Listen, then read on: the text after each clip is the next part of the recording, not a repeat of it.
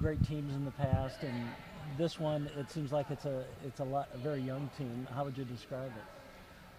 Yeah, well, we've got Marissa, and then we've got a lot of unknowns, I think is how I would describe it. But I think the good news is we have players who've gotten better. And I say it sounds simple that you would expect your returning players and people who've been in the game, or in the college game a year or two to get better in the off season. But I think in this case it's true. I feel like we've got some people who have waited their turn, kind of like the guys, and now they're ready to perform. And so we do have some unknowns, but I feel like we have a culture where winning is expected, and hopefully that'll help us, along with having an elite player like Marissa.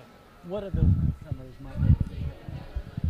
Well, I'll tell you, of the returners, the two kids that have really jumped up their game are Alexis Akinetiko, who's in some ways lived in the shadows of Sarah, and being a year younger, she has a lot of the same skills, and just needs to a little bit more game time to be able to play through some things, and I think she's had a great summer, has really established herself as our best post on both ends of the floor. And then MC McGrory is a returning player who got to play a little bit, had a major concussion issue last year, was out 7 weeks, and it really didn't kind of get going until the end of the year. And I think she's had a tremendous offseason. Those two really have jumped up their games and given us, I think, a chance to have three scorers, kind of three double-digit scorers, the same way we did last year. You guys have picked fourth, yet you lost so much. Is that a sign of respect for the program, or is that where you should be? Yeah, I didn't expect us to be picked any higher than that, and I thought we might be picked fifth or sixth. But it's probably out of respect to Marissa.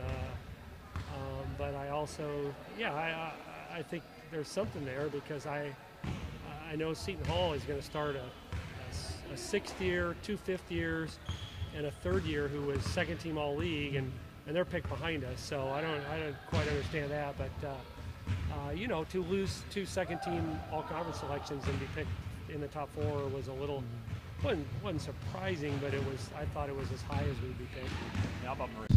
Losing six, I thought that was a little better, and as a team I think we thought that was a little better, but I mean that's a good spot. That's where I would want to be. We're not going to be in front of DePaul or St. John's, and then Villanova was third.